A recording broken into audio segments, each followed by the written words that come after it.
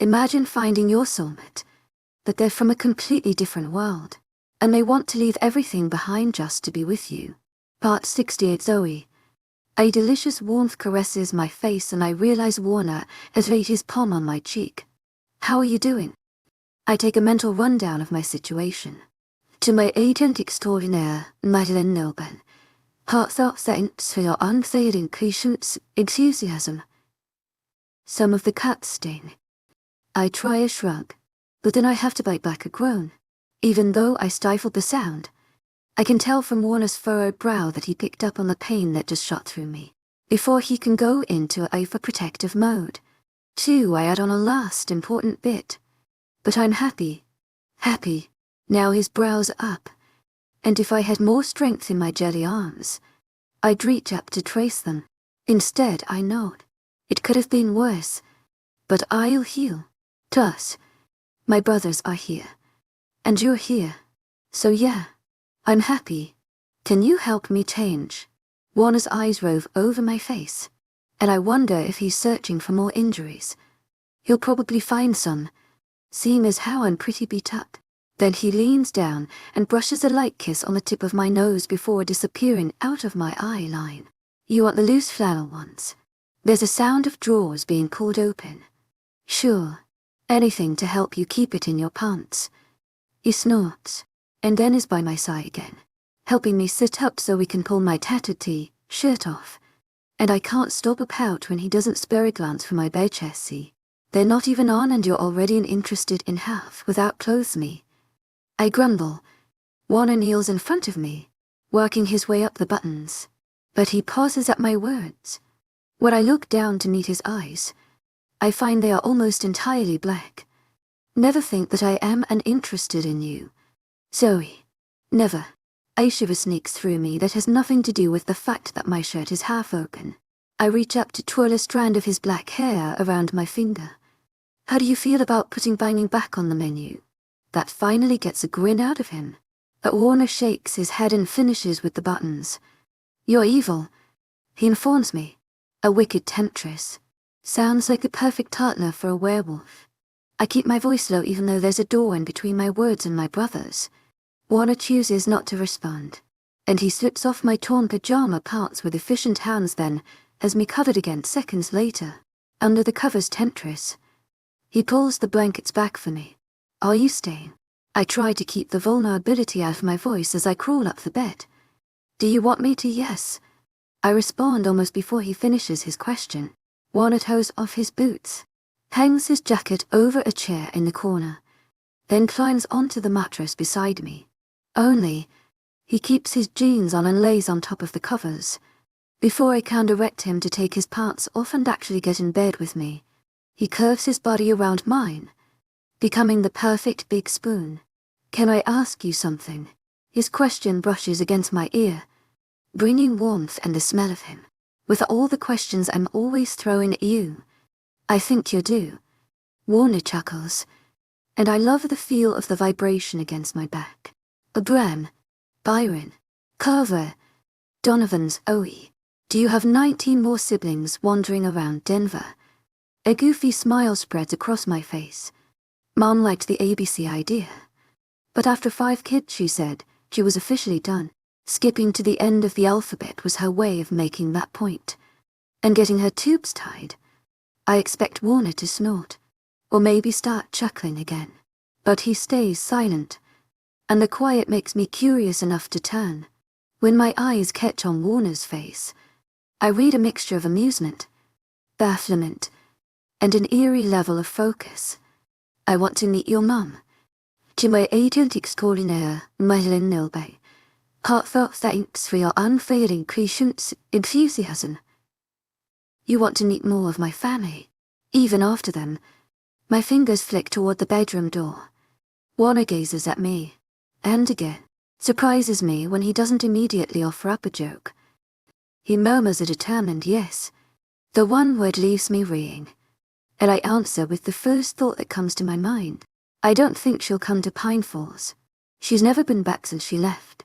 His mouth struggles against a frown, and eventually he leans in to press a gentle kiss against my forehead. We'll figure it out. Time for you to sleep. I'll ask more questions later. Part 16 Scene Warner. I wait until she's asleep before sliding away. Before I even leave the bedroom, I know that all of Zoey's brothers are still awake. Discovering their sister broken and bleeding had to be a shock. It takes time for that to wear off. When I walk down the hall into the main room, the sets of eyes focus on me. The Gunner boys are gathered around the kitchen table, each one clutching a hand of cards, and the two I think are Byron and Carver have beers beside them. How's she doing? Abram throws out the question, sounding almost angry about having to ask it. More like having to ask me. She's sleeping. I want to be back with her, lying close in that bed, making sure that each one of her precious breaths is still coming. But I have questions. I wish I didn't. The answers probably aren't going to help warm them to the idea of Zoey staying in Pine Falls. Has anyone been by the cabin? Other than Courtney and me. Every brother frowns, and Abram stands from his chair. Why? I shake my head. It's just a thought. Anyone have a flashlight? The youngest brother moves from his seat and pulls open a closet, coming up with a heavy-duty flashlight, and I head for the back door. Byron, Carver, stay here. Donovan with me. Abram hands out the orders like the brothers are their own military unit. I get a sudden sense that Zoey's oldest brother would get along with mine, or Roderick might murder him. It's a fine line when you have two personalities so similar. The two gunners follow me out into the yard. Damp ground gives slightly under my feet, and I silently curse the evening rains we've been getting. The water washes away helpful scents that might normally have clung. When we come upon the wreckage of the treehouse, I fight the urge to sprint back to the cabin to make sure Zoey is still breathing. What was once a sturdy structure is now a crumpled mess. What's left of the frame lays on its side, but mainly the ground is covered in broken pieces of wood. The little house exploded on impact, and Zoey was trapped inside. Despite the rain, her scent lingers, but not the enticing sweetness of maple. What I pick up transports me back to that night on the back road, when she thought she was dreaming. I shine the light over the boards, settling on a section with red stains. Her blood. I can't fully stifle the growl crawling out of my throat, but I'm at least able to mute it to something more human-sounding. What are you looking for? The youngest brother. Donovan. To my agent extraordinaire, Madeline Milburn. Heartfelt thanks for your unfailing patience, enthusiasm. Coming up beside me, his eyes blank even as his fists clench. I suck in a few deep breaths, pulling on my sanity and moving the light in search of a few particular pieces of wood. When Zoey first told me she was climbing up in the treehouse, I was worried it wasn't stable. Big fucking help. Your worries. Abram scoffs. I round on him, the growl coming again. He flinches but doesn't back away, scowling at me. Seems I need to remind you this happened on your watch. He bares his teeth and opens his mouth, but Donovan cuts him off. Why are we out here now? You thought it was unstable. End of story. No, not the end. I rein in my anger, because I was worried. I checked it over. The whole structure. Even climbed up in it and tested it myself. The beams were solid. Nothing should have knocked it down without hell of an effort. Definitely not your sister just stepping in it. The two men remain quiet, but I feel their eyes on me as I pick through the wreckage. Finally, I find what I'm looking for. One of the main support beams. The wood is cracked near in half. If that happened just because of weight, there'd be splintering at the fracture. But the brick is clean. Someone cut this. I offer the wood for their examination. Fuck, Donovan mutters. Even in the dim light, I can see the rigid set to Abram's entire face. You think someone tried to hurt Zoey on purpose. My hands clench on air, wanting to tear into something just a thought. I don't know, but I'm not seeing any other reason for someone to take us all to the treehouse. The three of us search through the rest of the wood pieces, finding another with similar cuts. We bring them back to the house with us and relate the finding to the other Gunner boys. So, we talk to the cops. Right. I nod, but the gesture is only meant to placate them. The cops in this town are either useless, or they're wolves. If this was some trouble between humans, then the cops would have to handle it. But Zoey is mine. That makes this wolf business. Roderick is the one who needs to be informed. He's the one who will help me hunt down whoever is out to hurt the woman I love. Let the gunners go to the cops if it makes them feel better. The human police are good for handing out speeding tickets or breaking up a brawl at a bar. There's not a detective amongst them. The wolves on the force are smarter.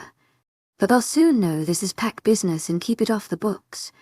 Whoever has been tormenting my mate will answer to a different set of laws. Bran, who's been planning his trip to the station the next morning, cuts off his words abruptly when the bedroom door creaks open. Zoey wanders out, her eyes heavy with sleep, hair an adorable mess around her bruised face. She takes in our gathering, eyebrows curving up when she finds the 5 of us examining her. The oldest gunner is the first to speak. What's wrong? Are you okay? Are you bleeding? What do you need? She twists her lips in a smirk before answering. I need to pee. Did you all want to help me with that? Bran clears his throat, a red flush spreading over his cheeks. Do you need help? Zoey leans against the wall, staring at her older brother. Then suddenly, like the sunrise has come early, a smile splits across her face, threatening to blind us all. Don't ever change. Damn them. She turns toward the bathroom, calling over her shoulder. Fair warning. Anyone who tries to barge into the bathroom while I'm using it is getting a swirly. She shuts the door with a definitive click. I'm the first one to chuckle. Then Carver breaks into loud, snorting laughter, while Donovan uncovers a wide grin with his hand. Bran has taken on the color of a strawberry but also seems to be fighting a smile, while Byron rolls his eyes and deals another hand of cards. You want in? Biker boy? The guy asks as he pauses in the process of divine them out. The offer is tempting. Possibly an olive branch. A door cracked so I could pull it wider and find a place in the Gunner family. For a second, I consider saying yes. I want Zoey's brothers to like me, to accept me. But the sound of a toilet flushing and water running filters through the walls. In a moment, Zoey will be back in her bed. And there's nothing I want more than to be near her. Rain check. I'm going to stay with Zoey. The 4 sets of eyes all come to me again. But it's only Bran who speaks. That's the right choice. Part 70 Zoey. I pull into a parking spot beside the picnic area, making sure to give Warner's back a wide berth. Driving a stick shift with a broken wrist and a sore ankle is not the easiest thing in the world. Just as I turn off the engine, Warner is at my door, frowning at me through the window. Should you be driving? I tug on the handle, and he steps back enough to let the rusted door swing open before moving in close again. Not sure. Didn't break any traffic laws on the way here.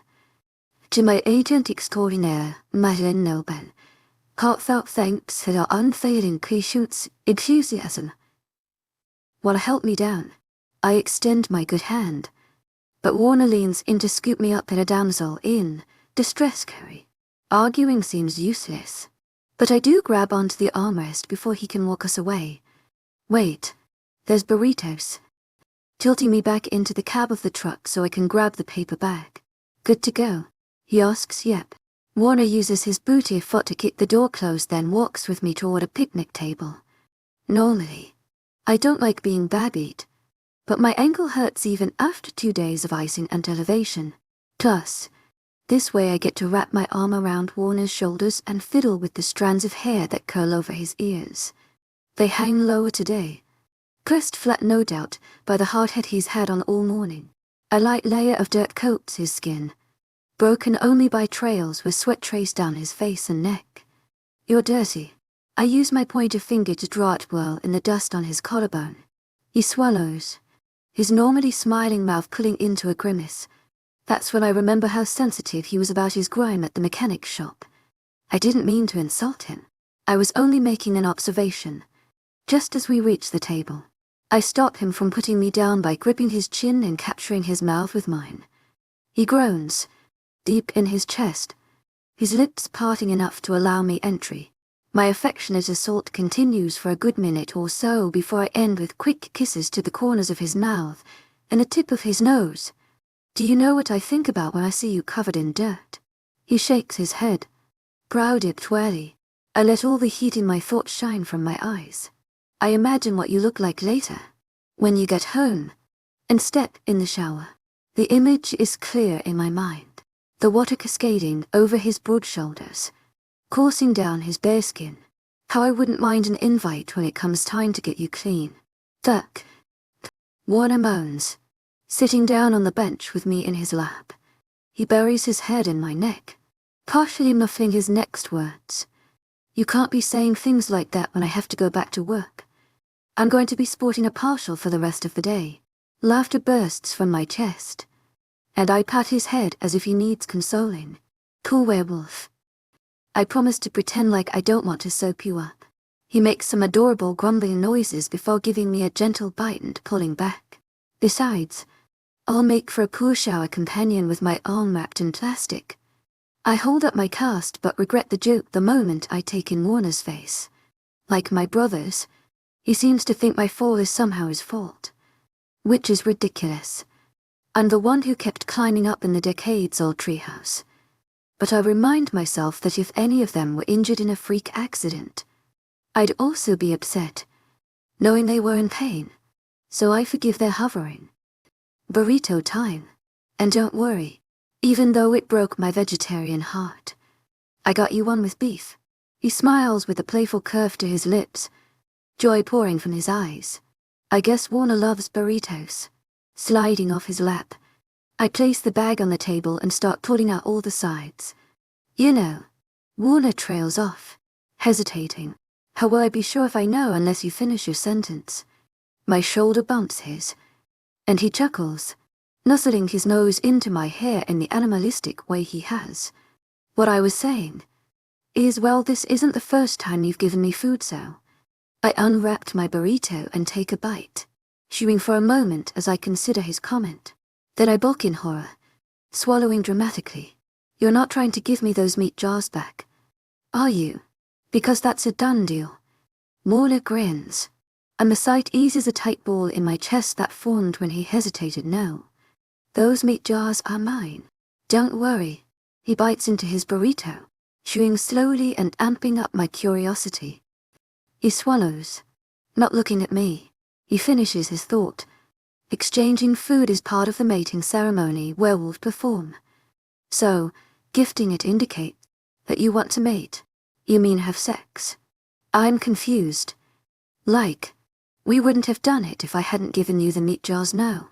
Warner chokes on a laugh, but he calms down quickly, gazing down at me. There's a hopeful glint in his eyes, and for some reason the sight has me tensing up. I mate is a partner. Mating is like our version of marriage, but it's stronger. There's an element of magic to it. We're bound to our mate. We stare at each other.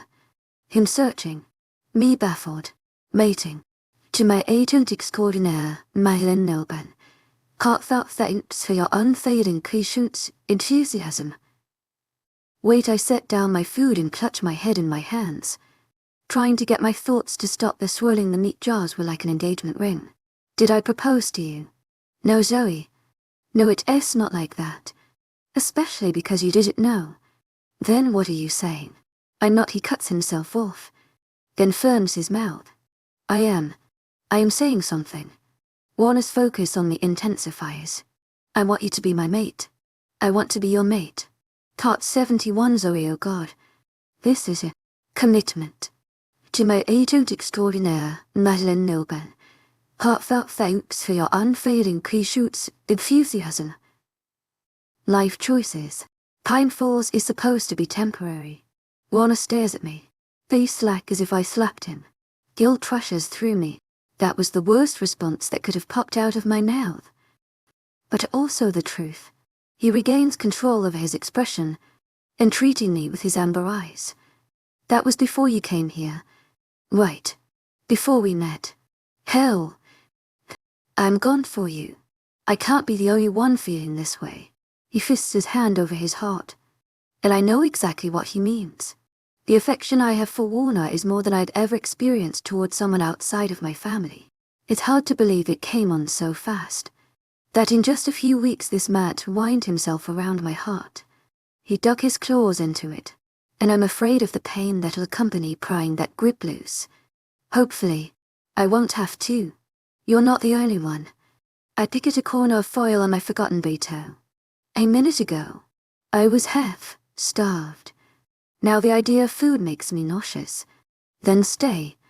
You already have the cabin. And friends. And me. All you have to do is change your plans. Please.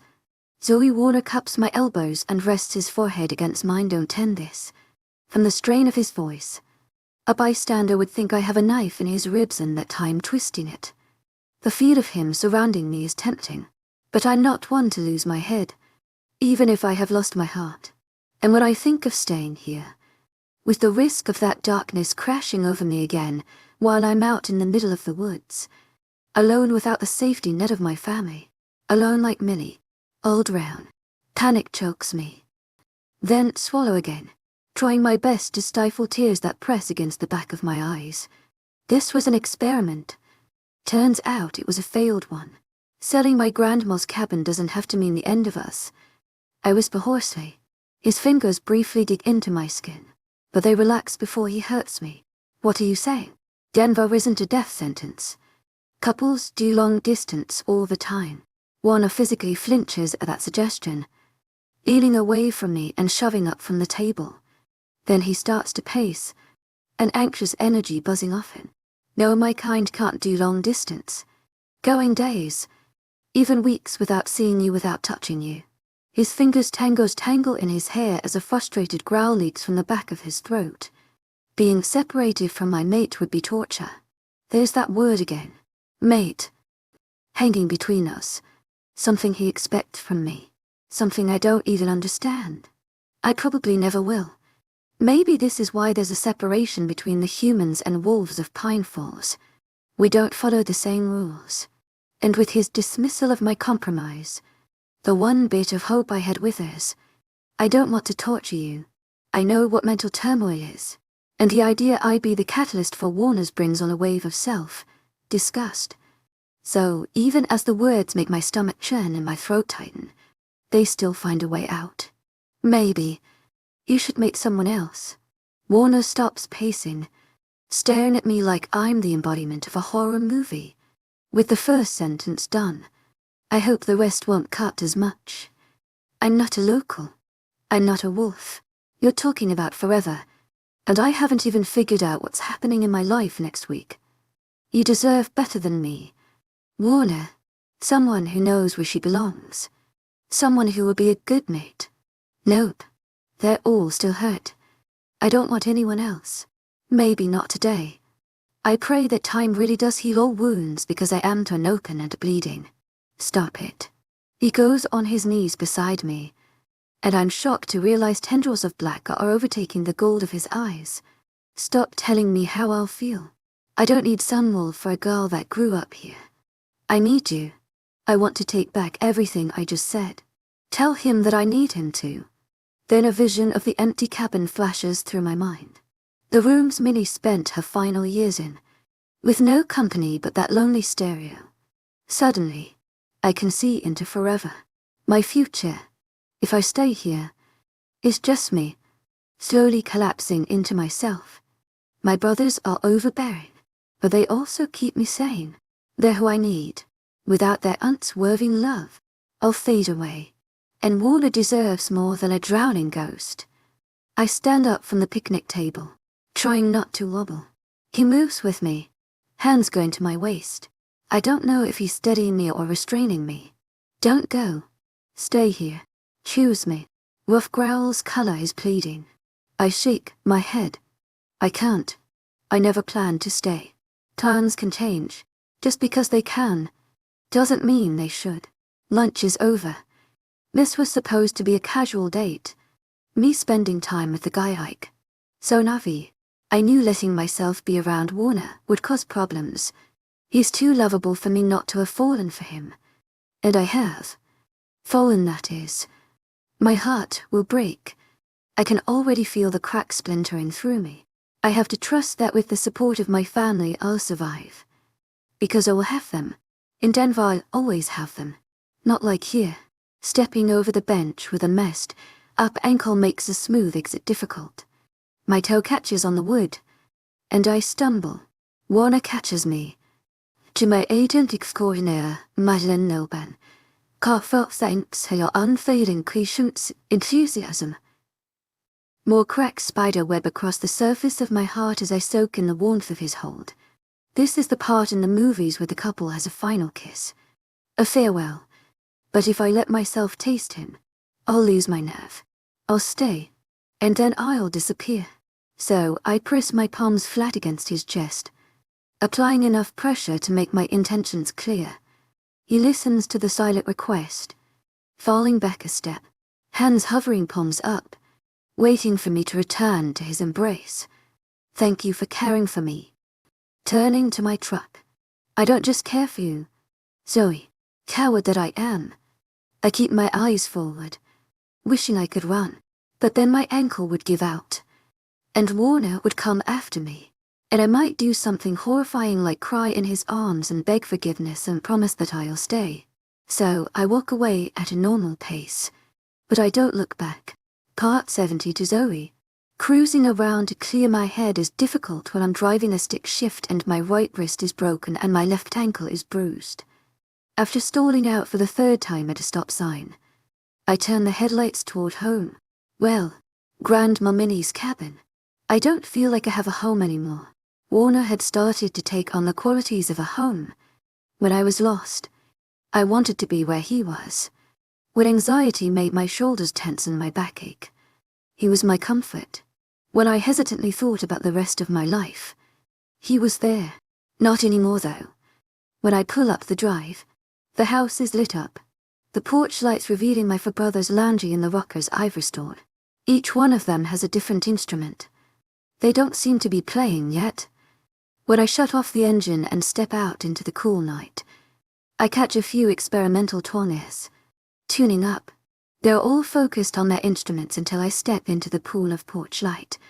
Then, as if attached to the same puppet strings, each one tenses and leans forward.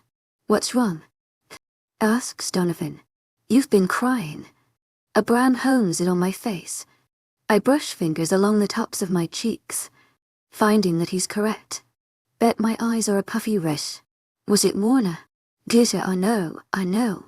We'll go fuck his shit up. Carver is already standing, setting his fiddle to the side. Knew we're going to give him a beatdown at some point, Byron says, as if compelled to add his voice to the barrage. An uncomfortable wave of affection and resentment crashes over me. I love my brothers, but sometimes the only thing I need is for them to shut up. Just leave it alone. I mutter, heading for the front door. Not going to happen. Tell us where he is. A brand steps toward me, all menacing and tall, as if I would ever give in to his intimidation tactics. My good hand slaps against his chest, attempting to shove him, but barely managing to make him rock. I don't need you to fight for me. I've done a good job of breaking him all on my own. I choke on the last bit, and whirl toward the front door, hoping to make it to the bedroom before the inevitable flood of tears returns. But my way is blocked. Mum. She stands there, tall and steady, blonde hair braided away from her face, a sad smile on her lips. Hi, sweetheart. The next thing I know, I've got my arms wrapped around her waist, and she's hugging hard. I didn't think you'd ever come back here. To my agent extraordinaire, Madeleine Noban, heartfelt thanks for your unfailing patience, enthusiasm. I'd walk without clothes through hell. Her hold loosens, but only so her hands can't pet over me, as if checking that each one of my limbs is still intact. Despite being cracked in certain places, I'm still physically whole. She heaves a sigh and steps back, dropping her arms to clutch my hands. Let's go inside and talk. You boys stay out here. I need time alone with your sister. They listen to Mom's command without question. 27 years and I still haven't figured out a way to get them to follow my orders like that. In their minds, I'm still a helpless preteen. Inside the cabin, Mom puts on a pot of water to boil while I pack up the crafting supplies that litter half the table. As she carries our mugs over, I can't keep my mouth shut anymore. You came back. She smiles wide, but her eyes tense as if she's in pain. Is that really so shocking? Even as she sets the tea down in front of me, I ignore it. It's been almost 8 months since Minnie died. Plus, all the time since you left. Did you ever visit my mother? Normally the bright star glittering at the center of whatever room she's in seems dim. She stares off to the side, eyes focused on nothing. No, she murmurs. Well then. I wrap my hands around the mug. What changed your mind? Now she looks at me. I came for you. Why, I know I got hurt, but it's not like I'm bedridden.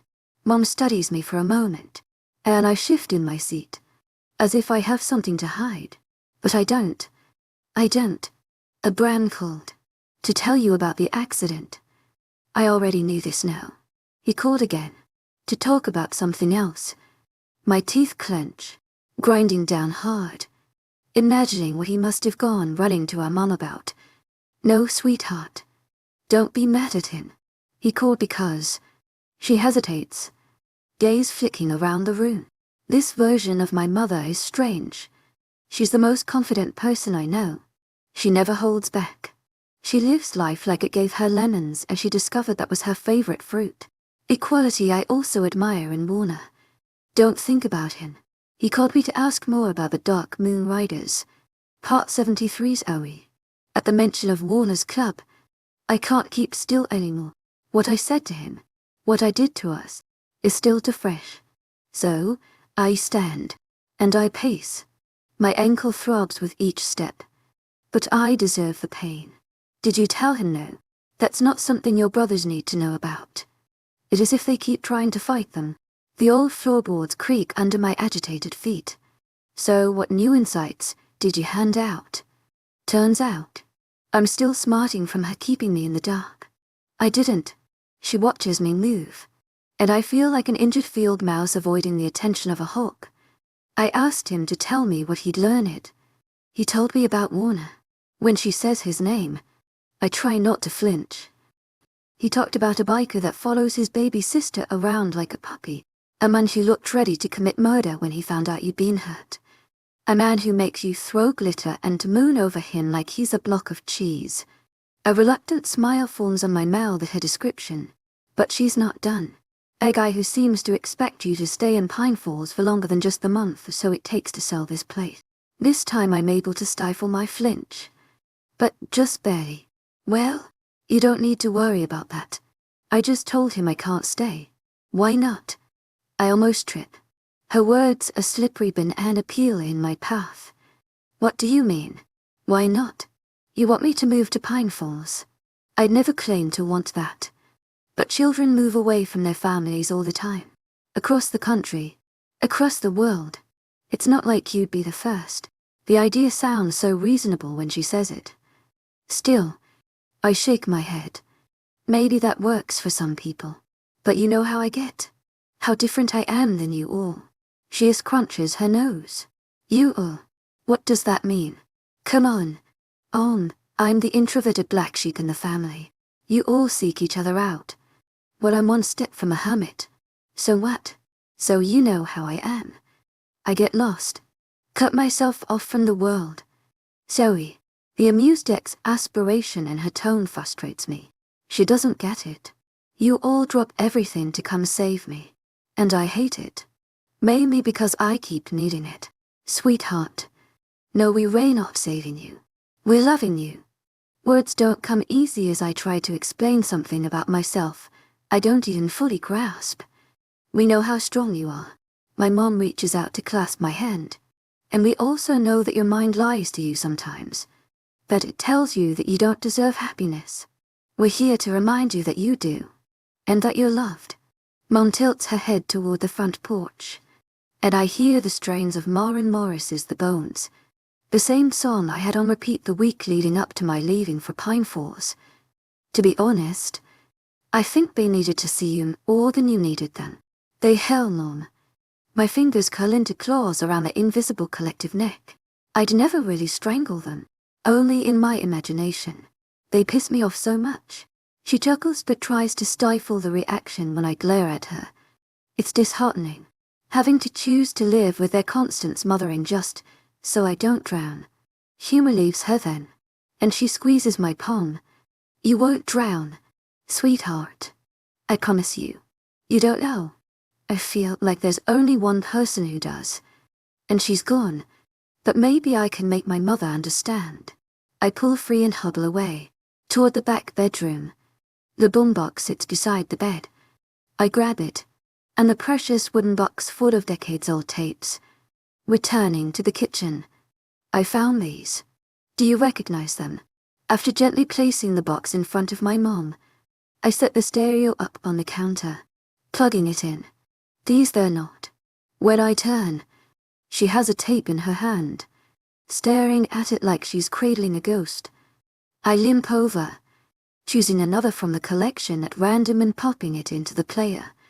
After a moment, we hear a voice. Good morning, Colorado. It's your girl. Silly, Selena back with the best beats in town. Seeing the shimmer in my mom's eyes, I stop the tape. They're all you. Everyone. Grandma Minnie listened to you. She loved you. But you never spoke. Collapsing into a chair across from my mom. Living here, I can see myself drifting away. Just like she did. My mom is quiet for some time. Her fingers tracing over all the tapes. I understand. Zoey, where you're coming from I understand. But it's not the same thing. I huff. But she waves to keep me quiet. You know some of my childhood. That my father died in a motorcycle accident. That your grandmother kept me secluded. That I left when I was 18 and never looked back. She sucks in a bracing breath. And I find myself reaching for my tea. But that's just a rough outline. You deserve the whole story. Part 70 for Zoey. Selena Gunnar settles into her chair. Her voice taking on a quality that has thousands of people tuning into her radio show every morning.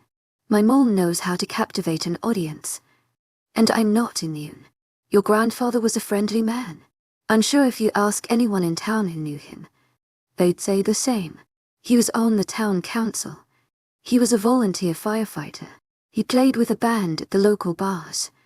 And some weekends, he would take his bike out of the garage and go on long rides with the local motorcycle club. Grandpa was a werewolf. I clutch my chest as if expecting to find a sudden growth of hair there, displaying my supernatural lineage. Mom chuckles. No, he wasn't. But back then, there wasn't as much of a separation between the wolves and the townspeople. Back then, everyone knew. They all got along just fine. Strains of music drifting from the front porch. My brothers smoothly sliding into some bluegrass. The sound is naturally soothing and has my muscles relaxing without thought, but it does nothing to stifle my curiosity. What happened? Mum takes a sip of her drink before powering on. The night before my 6th birthday, your grandfather went out on a ride. He didn't come back. Around midnight, Minnie got a call. Apparently, there was an accident with a tractor-trailer. It ran multiple bikes off the road. To my agent extraordinaire, Madeleine Nobel, heartfelt thanks for your unfailing patience, enthusiasm. All the other riders were werewolves. They were hurt but healed quickly. My father was the only one who died. I try to imagine my mom as a girl, small and vulnerable, but she's so much larger than life. I struggle with the idea. By all accounts, it wasn't the club's fault, but your grandmother got it in her head that they were responsible, that the love of her life would still be alive if it weren't for the pack. But it was the truck. Before I'm done speaking, she's already nodding yes. Still, when you lose someone you love, you don't always react rationally. Minnie went into overprotection mode. She had two people in her life she loved, and one was gone. So she clutched me closer. She cut off contact with everyone who wasn't necessary. Homeschooled me. Forbade trips into town if she didn't accompany me. Her anger and distrust of the wolves affected some townspeople. And later I learned the pack leader felt responsible. He also pulled his people back, not wanting to be the cause of any more civilian deaths. The knowledge of this hits me hard. My family is the catalyst for the lines drawn through Pine Falls. The divide traces back to this event, the night my grandfather died on the Wolf's Watch. You see, sweetheart, your grandmother didn't drift away because she was introverted. She ripped herself away because she was grieving, and she sighs a sad breath. I do think she suffered from some mental issues. She digs her thumbnail into the wood grain of the table. It took me a while to understand my mother. Too long. By the time I started to work through what made her the way she was, I was already pregnant with a Bran. I reached out to Minnie, and she came up for his birth. But she only stayed long enough to hear his name and to give me a blanket. Then she said I'd made my choices, and it'd be best if we kept to our separate ways. That's harsh. Sadness clutches at my chest. I can't imagine what I would do if my mom told me to keep away from her. And I fell back into my resentment as easily as a pair of well-worn jeans. But I can't help thinking she didn't mean what she implied. That secretly, my choosing to leave was something she approved of. I don't understand. My mom smiled sad. After years of being kept secluded, I was adept at sneaking out. And I'm sure you know what's only a few miles down the road. The rabbit hole. I murmur. She nods. I met a young man there. A werewolf. He was kind and handsome and nothing like the monster Minnie described. I was furious with her for painting a horrifying picture of the wolves, and I was looking for a way to rebel. So I kept sneaking out to see him. You dated a werewolf. Like mother, like daughter. For a little while. But then I turned 18, and I was accepted to college in Denver. I realized that dating him, riding on the back of his motorcycle, sneaking bears in the woods, that was all me searching for freedom from Minnie's fear. But I wouldn't really be free until I left. And the guy, he wanted me to stay, to be his mate. But he wasn't the love of my life. For a little while, I worried that he might be, that I might have left a great love behind. But then I met your father a year later and realized what true love is. She reaches out to tuck a loose strand of hair behind my ear. What I meant to say is, I think Minnie knew I was sneaking out. She was probably terrified that I was getting close to the wolves. So when I left, even though I left her behind, I also left them behind. I think she would have rather given up the chance to see me than risk me associating with the pack. The image my mother describes of my grandmother isn't exactly flattering, but it does give me another perspective to consider. And yet, the end result is still a rift that left the woman in Pine Falls lonely and cut off. I feel like staying here would be choosing to give you all up. I admit, maybe you're right. I'm not the same as Minnie, but I'm also not the same as you. You snuck out of windows for chance at freedom. I wore myself up, without my brother's badgering. Who's to say what happened in college won't happen again? I don't think I can do this alone. Even thinking about that time in my past makes my chest tight. What would Warner think of that version of me? Logically, I know depression is a disease, that it's not my fault. But I can't help the shame that cuts at my nerves when I imagine him witnessing me in my darkest place. Sweetheart, listen, just for a minute, sit here with me and listen. I have been. Mom puts her finger to my lips, cutting me off. I roll my eyes, but shut my mouth, bracing for her next argument, ready to rebut with more explanations of how different I am from my family. We can't be viewed through the same lens. They're rib-crushing hugs, while I'm tight smiles. They're permanent markers, and I'm light pencil lines. They're vibrant life, and I keep to the shadows. I have all these words ready to go, but with no chance to use them because my mother doesn't speak. She sits still and watches me.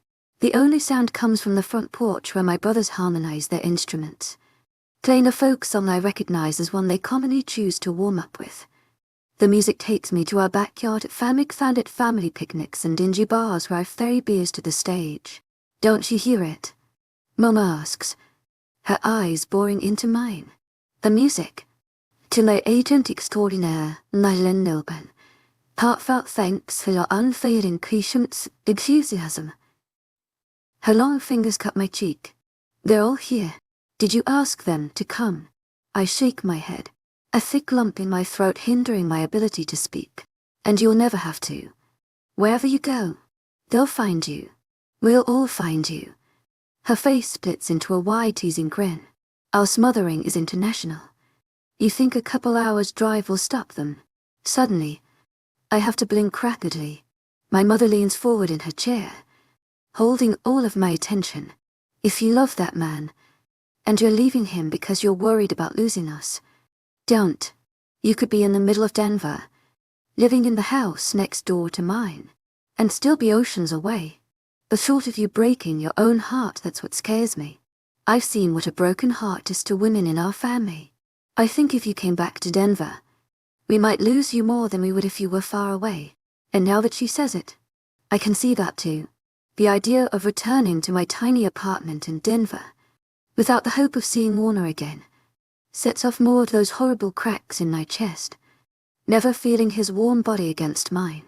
Never watching him smile while I ask my questions. Never hearing his laugh again. Or his growl. He's my wolf. To my agent extraordinaire, Mythical Noble. Heartfelt thanks for your unfailing patience, enthusiasm.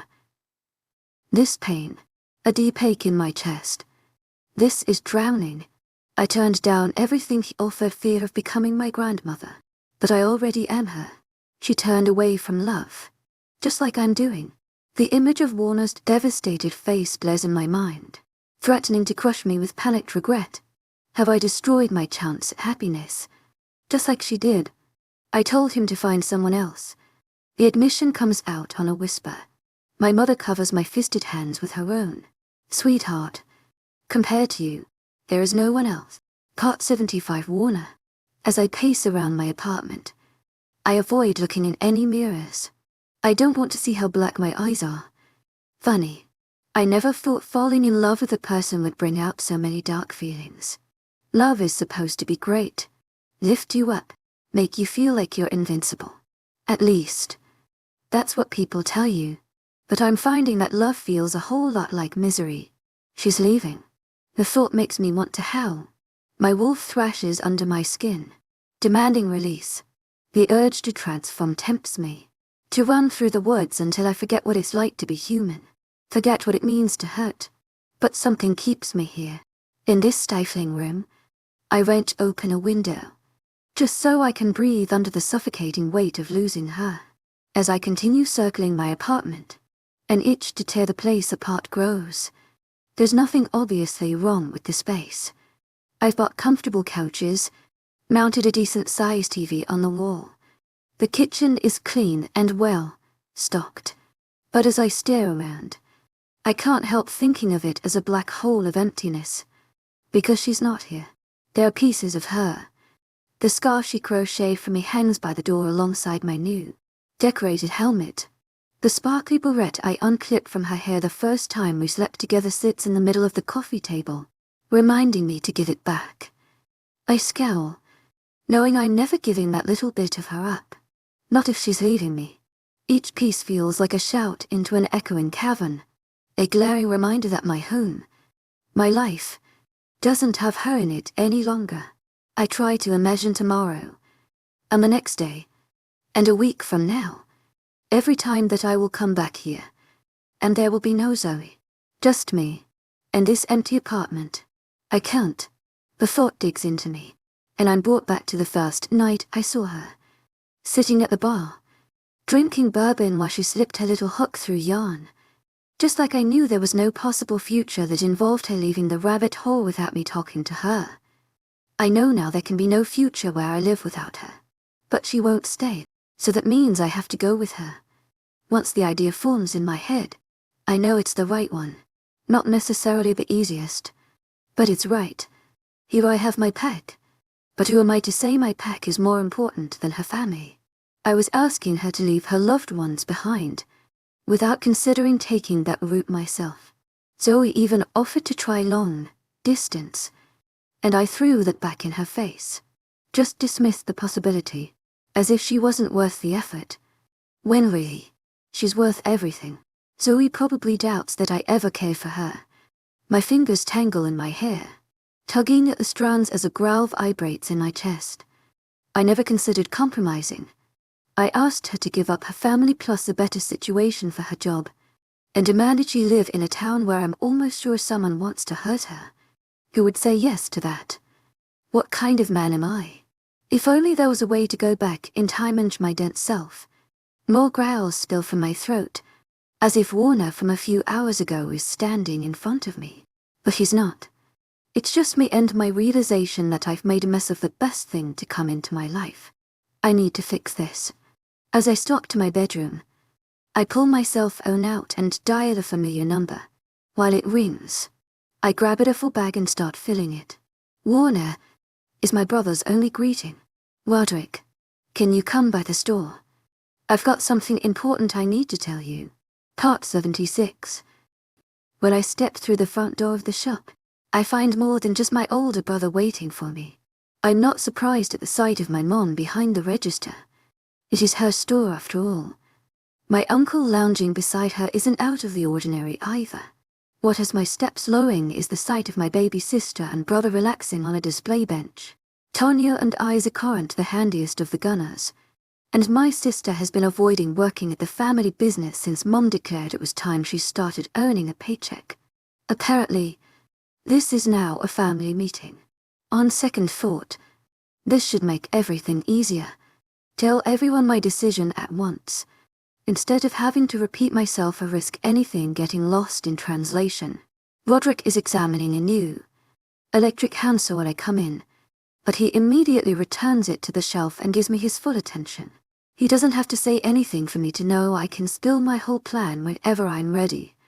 I open my mouth, but in her usual fashion, Tonya speaks first. Warner, she whines. Why are we all here? I've got stuff to do. Her teenage dramatics make me grin. I only asked to talk to Roderick. Yeah, but he was giving me a ride to the bowling alley. Megan is going to go batshit if I'm late. My little sister always knows how to wrench the spotlight out of someone else's hands in order to make sure it shines solely on her. Most 17-year-olds could drive themselves, I point out. Only the ones that haven't rear-ended cop cars. Isaac mutters, earning himself a flesh, melting glare from his twin. The varsity soccer team was running on the side of the road. Shirtless. That's worse driving conditions than a Category 5 hurricane. The cop is lucky all I did was rear, and his piece of shit cruiser. A snort sounds from behind the counter, and I glance over to catch my uncle massaging away a smile with the tips of his fingers. Mom, meanwhile, ignores our bickering in favor of inventory, or checking receipts, or something else that involves staring intently at the paper in front of her rather than acting as mediator between her children. I'll drive you after I hear what Warner has to say. Roderick remains his focused, unmovable self, not bothered in the slightest by our sister's complaining. She huffs, retrieving her cell phone from her back pocket and using the screen to ignore us. Isaac cleans his head back as if he's going to take a nap, but I know better. He's quiet, unassuming, lacking the intimidating factor that is a necessary piece of Roderick's makeup. But that only allows Isaac to hear and see more than the rest of us do. He passes around town unobtrusively, so he knows things.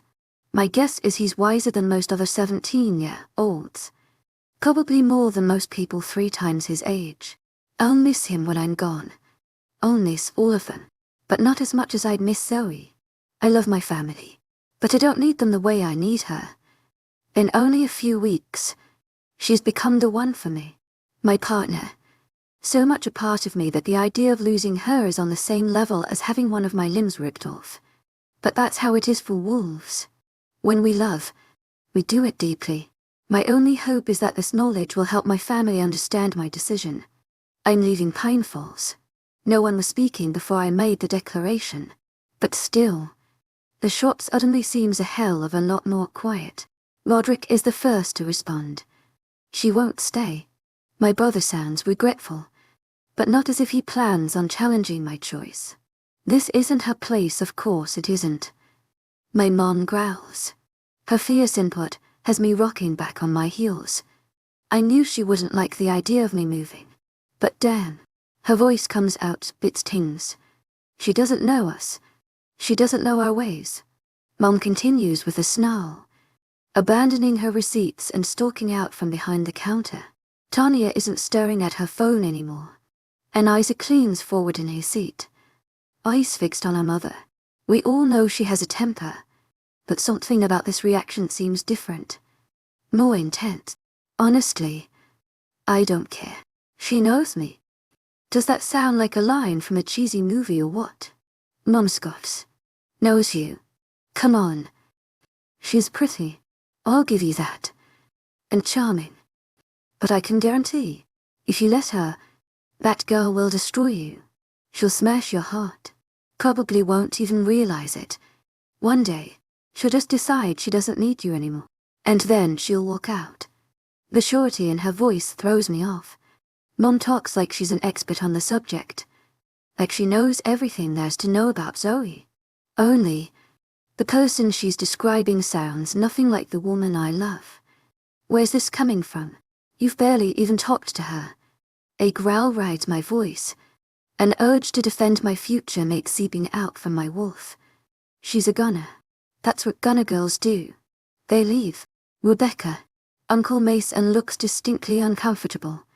I can't help remembering my guess about his and Zoe's mother's relationship. But I'm not concerned with the past. Only the future. I'm not arguing that. But when she leaves, I'm going with her. As my mother opens her mouth, eyes gaining fire, a loud knock rings out from the side of the building. Well, loud for werewolves. A human might not have picked up on it from this distance, but I hear it without effort, along with the desperate words that follow. Your bike is parked in the alley, so I know you're here. You are here, right? Part 77's Zoey. My knocking sounds angry. Is there a way to knock cordially that doesn't sound like you're in the middle of a temper? Doesn't matter. Warner will find out I'm more angry when he gets the hell out of his apartment and comes to talk to me. Okay, I might be a little angry, but not at my werewolf. I'm angry at myself. How could I have walked away? What was I thinking telling Warner to go find someone else? The idea of him dating another woman, kissing another woman, makes me want to break down this door. Not I think he's upstairs with some sexy werewolf lady. Hopefully, he would need more than half a day to move on. But there's no answer. I step back, staring up at one of the windows of his apartment. Warner, your bike is parked in the alley, so I know you're here. Unless he walked somewhere. You are here, right? Am I yelling at the side of a building for no reason? Who gives a fuck? My fist raises to pound again when a voice stops me. I'm here. I turn, and there he is, stepping around the corner of the building, staring at me with wide eyes. His leather vest is on top of a white t-shirt. My werewolf biker. At least. I hope he's still mine. Did you come down the other stairs just to pull some sneaky shit on me? I cross my arms in affected glare. His eyes trace over me. No, I was in the shop. Okay. I mumble as I stare at him. He's so perfect. I mean, not perfect. One of his eyes opens a little wider than the other. There's a chip on his left canine, and his hair is disheveled in a way that was clearly not the product of styling gel. Plus, he tends to make jokes in serious situations, and helps people to the point that he extends himself, and he tried to push a lifetime commitment on me after only a handful of weeks. So, he's not perfect. He's just perfect for me. Are you knocking on my door for a reason? Warner's smile comes hesitantly. I hate it. Hate that he's holding himself back. That first night, the biker guy didn't know me, but he still walked right up to my side. Multiple times, inserting himself in my life when I was still trying to figure my life out. I want that unwarranted confidence back. So badly, I decide to skip a few steps. I need to apologize, but can I kiss you first? Warner steps toward me, his eyes now hot. You never have to ask. I pounce on him. Or at least, I try to pounce. Unfortunately, My sore ankle has me stumbling face first into his chest, and I gasp in pain as I try to use the hand with my broken wrist to grasp his shirt before I slide down to the pavement. Don't hurt yourself. Warner scolds, quick to grip me under my armpits in a not very romantic hold. He sets me on my good leg and wraps an arm around my waist to support some of my weight. That was supposed to be a much sexier move. I was envisioning jumping into your arms and wrapping my legs around you. That sounds appealing in every way possible. But let's put that on hold until you get some more healing under your belt. Warner grins down at me, smoothing stray hairs away from my face. I was wrong, I proclaim, before he can respond. I use my good hand to clutch the back of his neck and bring his face down to mine in a searing kiss. At the taste of him, the feel of his sturdy body against mine, my proclamation's proven fact. How could I have thought for a second to give this up? To give him up? I love my family, but they're a sure thing. I realize that now. I could move to China, and my brothers would come by plane or boat or teleportation machine to force their overbearing love on me. Warner doesn't have to follow me, and I shouldn't ask him to. What Warner needs is for someone to fight for him, to choose him, to love him. I cup his face, pulling myself away more than I'm pushing him back.